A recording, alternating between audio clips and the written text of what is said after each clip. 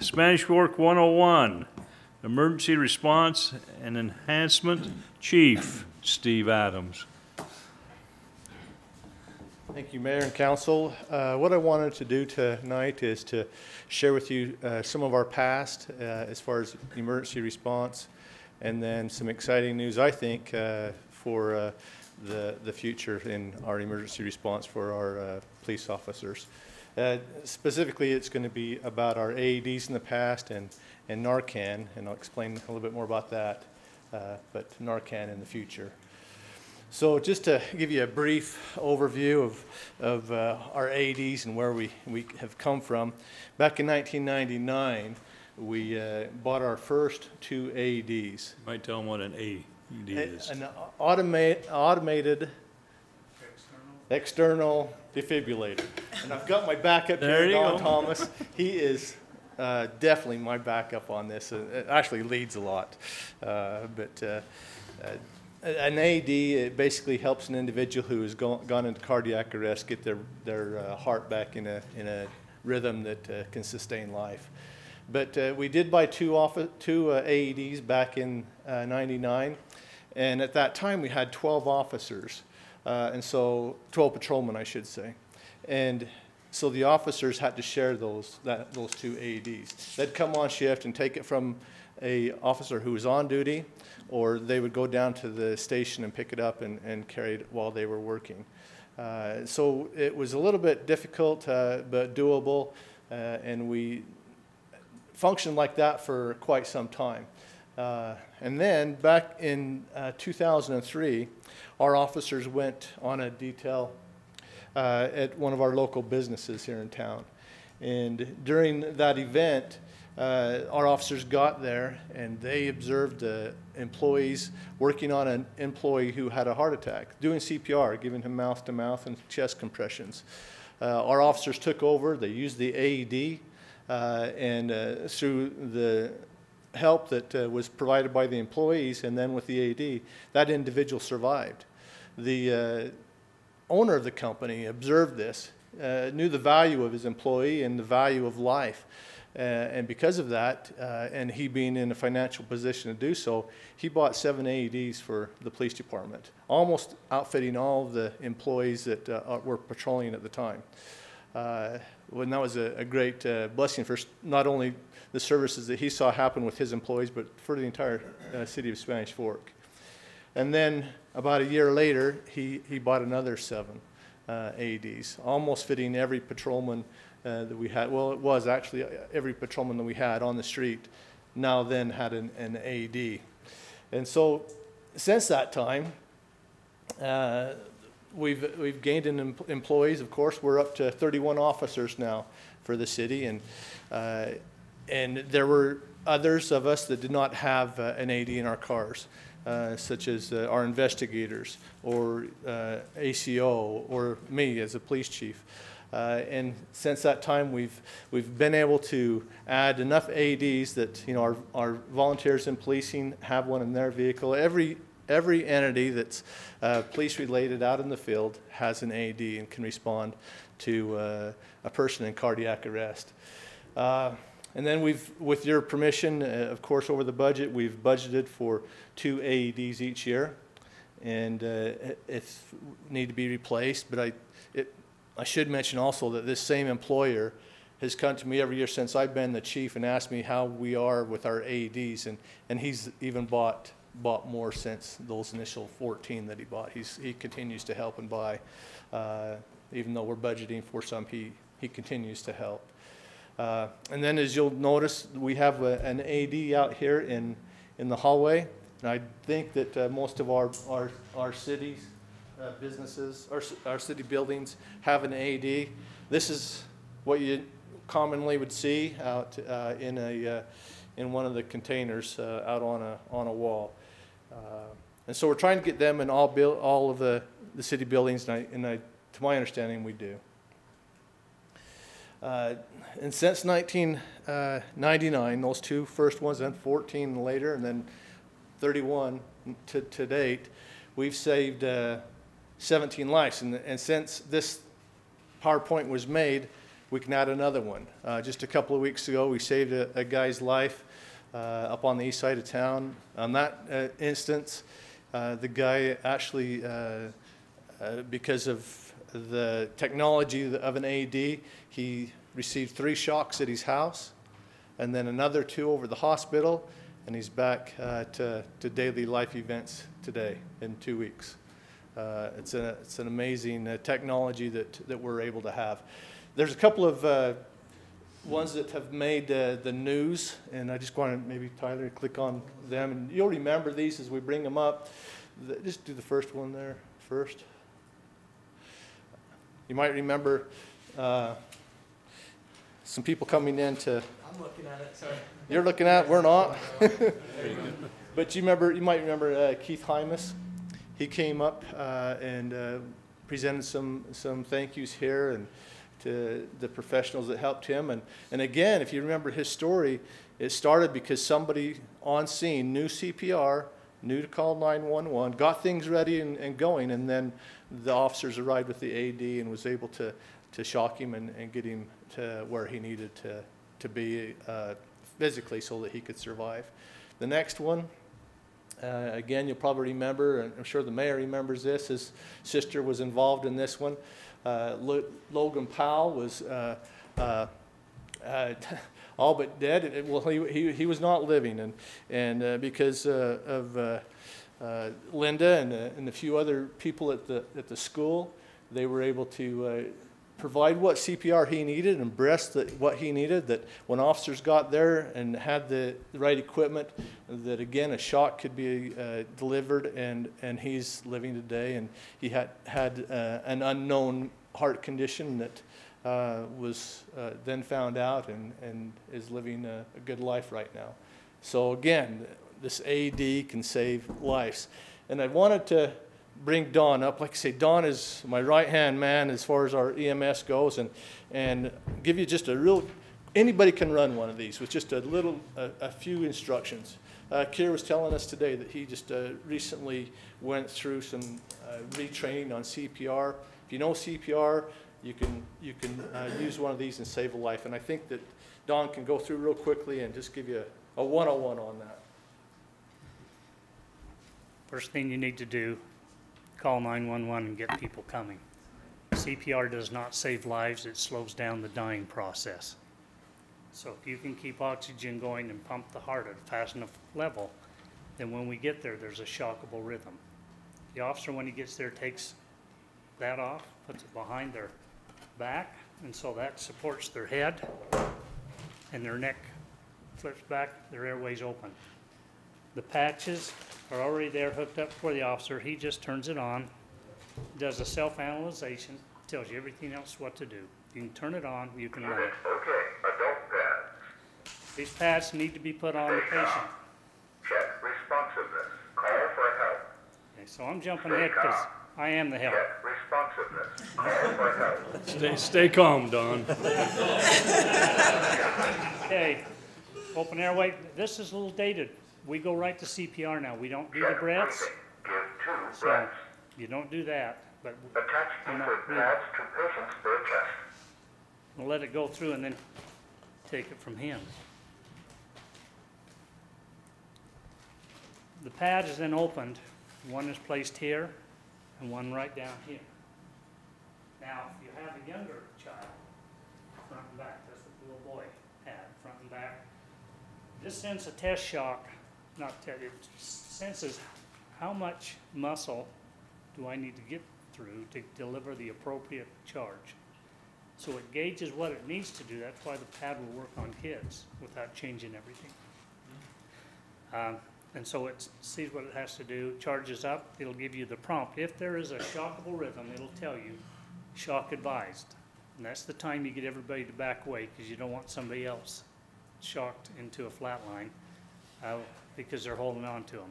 So you back them up, you make sure they're clear, you hear it charge, and then buzz it says push the shock button. So make sure everybody's clear, you push the button, and you see the body jump with the shock. You then do CPR for 1 minute, reanalyze. The shock's advised again, that's what it's going to do. This, the auto pulse, and epinephrine is what's saving the lives. Chief said there's 18. You can probably add another at least a dozen or two on some that they're not aware of that the ambulance takes care of, as well as what we're finding with current meds that interfere with our respiratory tract. So that's the next part they want us to talk about, so snap that up. So really, basically, you can see that you open up this machine and look at the pictures. There's pictures on where you put things, the pads. There's instructions, verbal instructions on what to do. The last time that I was involved in it, it even was telling me that your compressions are good, or your compressions need to be deeper or harder. It's really a great tool, and we're grateful that to the business owner, first off, to get us what we need, as well as you approving our budget in the, to replace those when we need them. The next thing I wanted to spend some time with you about is something I'm pretty excited about, is another way that I feel like we can help save lives, and just kind of give you an overview of where we're at today with overdoses. Overdoses is a leading cause of death in the state. It's actually even more severe than our motor vehicle or our gunshot victims who have died, which is not surprising to me because I see it. And more than 10 individuals die each week from an overdose. And Utah had the 4th highest rate of overdose in the nation in 2013 and 2014. And you know, as you go through these bullet points, you know what, you realize, and as you think about it, that it does affect more than just the individual that is doing it to themselves. It affects their children or those people that are around them. So it's a major concern of mine, and I wanted to try to get it addressed. And I've been to some training in the last year or so of individuals who have tried to use things, and this product that we're going to show you today is what I found to be the best. But the substance that is causing respiratory failure is opioid, and it's included in these drugs that are listed. You know, oxycodone, hydrocodone, methadone, morphine, you know, butrans, heroin. All the list there is quite extensive, and any of those have the opioid added or component in it, and that is what hurts our individuals. And to describe it a little bit more specifically, it causes respiratory depression. And so when you quit breathing, you quit sending oxygenated blood to the heart, and the heart can't pump that to the brain, so you have cardiac arrest, and then your brain dies. And so there is this Narcan that has been developed that blocks that opioid from going through the system, and then allows the person to breathe again, and then allows the person's heart to receive the oxygenated blood and the brain to stay alive. This has been used by our ambulance since 2010. And I just had Don do a quick survey of all the reports for 12 months, not a calendar year, but for the 12 months this past 12. He's used it in 35 patients. His team has used it in 35 patients, and out of 32 of those, they saw marked improvement because of the use. The other 3, it is suspected that they could have been on another drug that didn't have that opioid in it. Could have been, you know, methamphetamine or cocaine or something like that. But out of 35, 32 were basically their lives saved. These guys save a lot of lives with the tools that they have. And so I gave to Don the charge one day. I said, Don, I want one of these for every one of our officers. How much would it be, and how long can you take before we can get them. Within that same day, he had me the price, and he had me the tools needed, and we gave him the go. So we're doing it similar to what we did with our AEDs. We're giving it to all the patrolmen first. So Don's ordered up 20 of these kits. The guys will wear these on their belts, our 20 patrolmen, and they'll be ready to use it. This is very safe. You know, anybody, you don't have to be an EMT, you don't have to be a doctor, you don't have to be a pharmacist to have it. Anybody can have it. It's legal for anybody in the state to have one of these, and it's safe to use. If by chance you have a patient that you don't know one way or another if they're on an opioid or not, you shoot this, as Don will show how to use it. You use this, and it's not what they need, it will not hurt them. It will not have any adverse effect. So it's a safe tool, very safe tool. And we're excited to have that. Don's going to be teaching our guys this week as they come on duty, and teaching them how to use it, and then giving them this, and it'll be on their belt. So I wanted to show the public that they can also get one of these. If they've got a family member that's in distress, or even themselves, and having a struggle with this kind of drug, because it gets a hold of people, and it makes them do things that they would not otherwise do. Here's some resources for them. The first one is just an organization that is out there that has all kinds of answers to questions. And that's where I started, actually, with my questions. The next thing that I went to is I went to a board that was over getting Narcan to all the pharmacies in the state, helping them get that drug, the Narcan, to individuals for free. And so I talked to Edgemont Pharmacy. He's the pharmacist there is on the board, and he said, yeah, this is our goal, is to get this kind of knowledge to all the pharmacies throughout the state. So an individual, if they have a son or a daughter or a brother or something that has a need, then go down there and share this information with the pharmacist, who is under a doctor's control, and they've had communication about the criteria to use. Says, okay, you can have this Narcan. And I asked him the prices, and he says, well, for the most part, we've got coupons, and it will be free. Sometimes it's $50, and sometimes it's $250, but most of the time, it's free. So I called up Mike Stone and his son at the Stone Drug Pharmacy just to see where they were with this, and they have given out Narcan before, and are currently working with Edgemont Pharmacy. Mike Chamberlain, I think his last name is, and they're also getting on board with this. I think eventually all the other pharmacies, if not already, are getting on board and getting this in the hands of the citizens that need it, that are struggling with addiction and with the improper use of medicines. But I wanted Don to kind of, again, go through the 101 on how to use this, and maybe somebody in TV land could use the information. Usually it's known that they're using drugs, but sometimes it's not. This is as far as oxygen, sugar, and Narcan. You can give it to an unconscious patient. It's not going to hurt them. The officer needs to be able to open it up, take it out. Of course, it's going to Be calm. Yeah. And I spin on this little, it's already going to have this on. This is an atomizer put on the end. You pop the two plastics off. This one just slides in, threads on, and then they just administer it. Where do they administer And it? this is nasal. There's no needles involved. So this is what it looks like if you draw it up.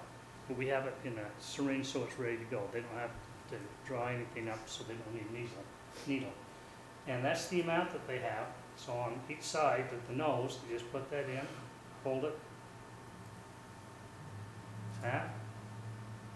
And you have That's that. what we're doing right now. That's just water. We didn't Way to want to go, spray some Angie. good stuff. Sometimes they have taken enough that they need more than one dose. But this will start blocking the effects of the drug they've taken. By the time the officer administers the first one and assists breathing, because they're usually breathing 3 or 4, and that's not enough to sustain life. They're just killing off brain cells at a slower rate. So as they're bagging the patient, after they've delivered this, they'll see a marked improvement where they'll start to regain consciousness. If not, the ambulance will be there. We can give a second dose as we load and go. But this has made it, if we didn't have this, those numbers up there would have been much, much higher and more lethal. Because you're not getting them back with just the shock. They've stopped everything. And so the drug takes control. They're not sure how much they've used. Some states give these to the drug addicts they know as they exchange for clean needles, so that they recognize when somebody's in trouble and they administer it themselves. So drugs are going to be with us for some time, and all we can do is try to put our best foot forward and take care of the population as we find them. So this will be ready to go, and we'll start as soon as the officers want to come in. I've got all the kits packed and ready, so Great. just put it on to keep it clean. And any questions that you have? I'm curious, how much are those AEDs? Right now, we're paying close to $1,550, $1,450 to $1,550. Okay. And then the pads are separate for about $60 a pad. Do you just reuse the machine? The machine's reusable. And get new It has pads? batteries that last about 5 years, then you have to change the batteries, which, going with the type we did, is $60 rather than the $300 battery that another product carries. Thank you. So we're really excited that we're able to have these tools on our belt. We do feel like it'll save lives. This last year, although we don't have the exact circumstances, we know of 2 individuals in Spanish Fork who died of overdoses. We know that there's 4 other medical reports, medical examiners' reports that have yet to be completed that we suspect will come back that narcotics was part of their reason for dying. So truly in the last 12 months, 6 people is likely to have died of overdose in Spanish Fork. So we're doing what we can to save the lives we can. We understand that addiction is a problem, and it is not a respecter of people or persons. Any background can get caught up into it. We just want to give them a chance to overcome it and to live a good life, and these are some of the tools that we'll try to use to help with that. Thank you, Chief and Thank Don. you. Thank you so much. Great education, and once again, we appreciate